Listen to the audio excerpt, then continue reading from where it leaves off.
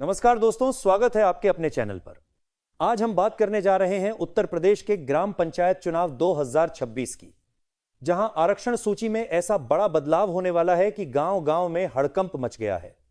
जी हां, कई गांवों में जो सीटें पिछले चुनाव में आरक्षित थीं, इस बार सामान्य हो जाएंगी और कुछ में नया आरक्षण लगेगा। गांव वाले हैरान हैं, किसकी पंचायत बनेगी, किसका हक छिनेगा, क्या यह बदलाव राजनीतिक समीकरण बदल देगा? आइए पूरी डिटेल्स जानते हैं स्टेप बाय स्टेप। अगर वीडियो पसंद आए तो लाइक, कमेंट और सब्सक्राइब जरूर करें। चलिए शुरू करते हैं। सबसे पहले समझिए कि यूपी में ग्राम पंचायत चुनाव क्यों इतने महत्वपूर्ण हैं। उत्तर प्रदेश में लगभग 57,695 ग्राम पंचायतें हैं, जहां ग्राम प्रधान, पंचायत सदस्य, क्षेत्र पंचायत और जिला पंचायत के सदस्य चुने जाते हैं।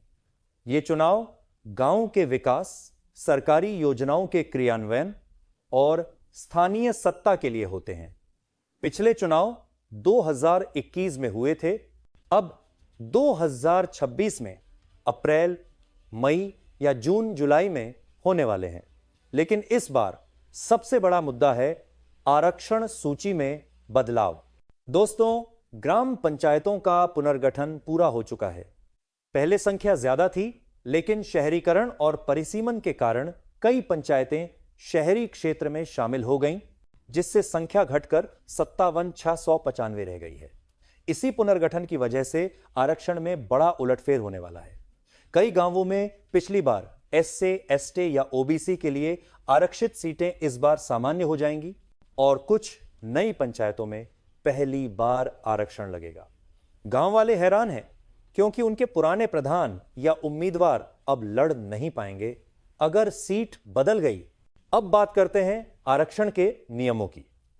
यूपी में पंचायत चुनावों में आरक्षण 2011 की जनगणना के आधार पर होता है। अनुसूचित जाति को लगभग 20.69%, अनुसूचित जनजाति सेट को 0.54% और अन्य पिछड़ा वर्ग ओबीसी को 27% सीटें आरक्षित मिलती हैं। महिलाओं के लिए कुल सीटों का 1/3 33% आरक्षण है, जो हर कैटेगरी में लागू होता है। लेकिन बड़ा बदलाव यह है कि आरक्षण रोटेशन में होता है, यानी जो सीट पिछले चुनाव में आरक्षित थी, इस बार सामान्य हो सकती है और जो सामान्य थी वह आरक्षित हो सकती है। इस बार ओबीसी आरक्षण को लेकर विशेष सावधानी बरती जा रही है। नगर निकाय चुनावों में ओबीसी आरक्षण पर कोर्ट में विवाद हुआ था, इसलिए योगी सरकार ने समर्पित पिछड़ा वर्ग आयोग गठन का प्रस्ताव कैबिनेट में भेजा है। यह आयोग ओबीसी की जनसंख्या का नया सर्वे करेगा और सीटें तय करेगा। 2015 के रैपिड सर्वे के आधार पर ओबीसी को 53% से ज्यादा आबादी मानी गई थी, लेकिन अब नया आयोग पारदर्शिता लाएगा। पंचायती राज मंत्री ओम प्रकाश राजभर ने कहा है कि आरक्षण विवाद खत्म होगा और चुनाव समय पर होंगे। अब सुनिए क्यों गांव वाले हैरान हैं। पुनर्गठन के बाद कई राजस्व गांव शहरी हो गए, पंचायतें घूली या नई बनी।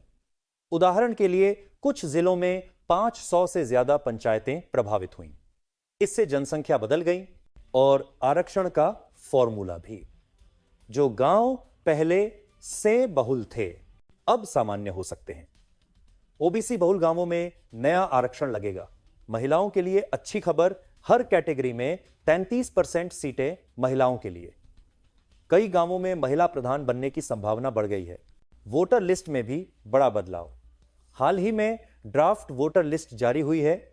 इसमें 40 लाख से ज्यादा नए मतदाता जुड़े, 1.41 करोड़ नाम हटाए गए, डुप्लीकेट, मृतक या शिफ्ट हुए। कुल मतदाता अब 12.69 करोड़ हो गए। 6 जनवरी तक दावे आपत्तियां ली जा रही हैं और 6 फरवरी 2026 को फाइनल लिस्ट आएगी। अगर आपका नाम नहीं है तो जल्दी चेक करें सेक अप निक्स इन पर। गांव वाला एक, अरे भाई, हमारी पंचायत तो ओबीसी थी, अब सामान्य हो गई, अब तो कोई भी लड़ सकता है। गांव वाला दो, हां, लेकिन अगली वाली में महिला आरक्षण लग गया, बहू को टिकट दिलवाऊंगा। नरेटर, दोस्तों, यह बदलाव राजनीतिक पार्टियों के लिए भी गेम चेंजर है। बीजेपी, एसपी, बीएसपी, कांग्रेस सब अपनी रणनीति बना रहे हैं। जहां एससी सीटें सामान्य हुई, वहां अपर कास्ट उम्मीदवार मजबूत होंगे।